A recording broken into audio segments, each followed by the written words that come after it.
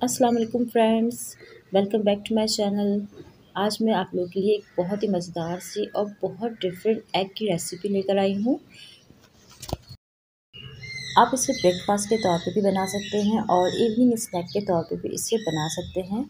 तो हम एग को बहुत ही डिफरेंट और स्टाइल में बनाएंगे। तो बहुत ही क्विक रेसिपी है, आइए इसे बनाना शुरू करते हैं। तो मैंने 3 अंडे लिए हैं। तीनों अंडों को मैंने अलग अलग तोड़ा है और बस एक मिक्सिंग बाउल में डाल रही हूँ उन्हें। बहुत क्विक रेसिपी और बहुत सिंपल। बस तीनों अंडे मैंने ले लिए हैं और इसमें सिंपल मैं नमक ऐड कर रही हूँ। नमक आप अपने टेस्ट के मुताबिक लेगा और पिसी हुई काली मिर्चें ली हैं। बस इन तीनों चीज़ों को बहुत अच्छे से मिक्स करेंगे और अंडों को बहुत अच्छा से आपने बीट करना है। और फ्राई पैन में हम बहुत थोड़ी सी ऑयल के साथ इसको फ्राई करेंगे।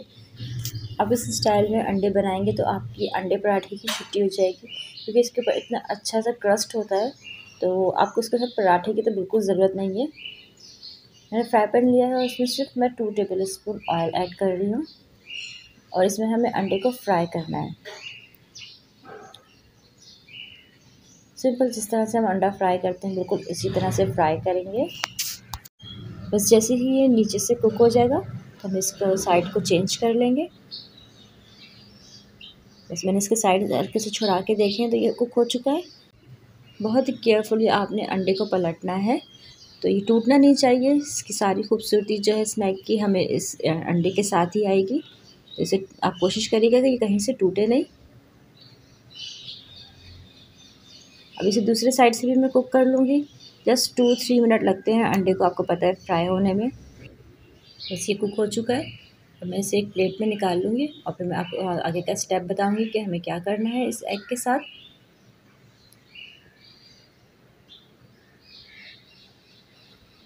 बस इसे मैं सीधा कर लूँगी। बस इसे पलट के मैं इसको कट करूँगी। आपने नाइफ की मदद से इसके 8 पीसेस कर लेने हैं।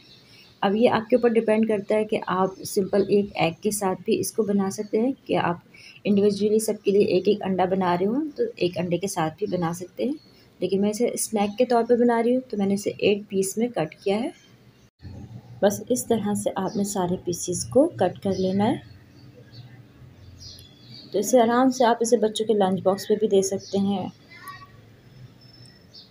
अब इसके नेक्स्ट स्टेप की तरफ आ जाते हैं। मैंने फ्लावर लिया है 1 कप। सब चीज़ें मैं अंदाज़े से ले रही हूँ, कोई भी चीज़ मैं आपको ऐसे हार्ड एंड फास्ट रूल के तौर पे नहीं बता रही कि बस आपने इतना ही लेना है। तो काली मिर्चें भी ली हैं पिसी, ये भी अंदाज़े से लिए हैं, लेकिन मैं इंग्रेडिएंट्स की क्वांटिटी साथ-साथ लिखती भी जा रही हूँ। और सॉल्ट लिया है, गार्लिक पाउडर लिया है 1/4 टीस्पून। और बस इन चारों चीज़ों को मैंने बहुत अच्छी तरह से मिक्स किया है। अब मैंने एक छोटा बाउल लिया है और इसमें 3 से 4 टेबल स्पून फ्लावर मैंने अलग कर लिया है। इसका हम एक थिक बैटर बनाएंगे, तो पानी के साथ ही इसका बैटर बनेगा। तो बस थोड़ा थोड़ा पानी ऐड करते जाएं और इसको अच्छा से मिक्स करें। और आपने बैटर को ज़्यादा रनी नहीं करना है, थिक बैटर बनाएंगे, क्योंकि जितना अच्छा हमारा बैटर बना होगा तो जो हमारे एग के ऊपर क्रस्ट है वो भी उतना अच्छा आएगा। तो मैं थोड़ा सा येलो कलर ऐड कर रही हूँ, क्योंकि फ्राई होने के बाद अक्सर फ्लावर में चीज़ें जब फ्राई होती हैं तो थोड़ी सी डार्क हो जाती हैं। तो येलो कलर ऐड करने से थोड़ा सा बेनिफिट होता है कि उनका कलर जो है डार्क नहीं होता, वो अच्छा येलो और गोल्डन सा रहता है। जो बाकी का ड्राई फ्लावर है इसके अंदर मैं 1 टेबल स्पून राइस फ्लावर ले रही हूँ और 1 टेबल स्पून इसमें मैंने कॉर्नफ्लावर लिया है और चिकन पाउडर ऐड किया है 1/2 टीस्पून। बस इन सब चीज़ों को अच्छे से मिक्स करना है, क्योंकि मैं इसको ज़्यादा अच्छा क्रस्ट देना चाह रही थी, तो इसलिए मैंने ये सब चीज़ें ऐड की हैं। अगर आप इनको स्किप करना चाहते हैं तो आप इसे स्किप कर लेगा। बस अब एक एक पीस उठाते जाना है। पहले हम इसे लिक्विड बैटर में डिप करेंगे और फिर उसके बाद हम इसे ड्राई फ्लावर के अंदर इसकी अच्छी सी कोटिंग करेंगे।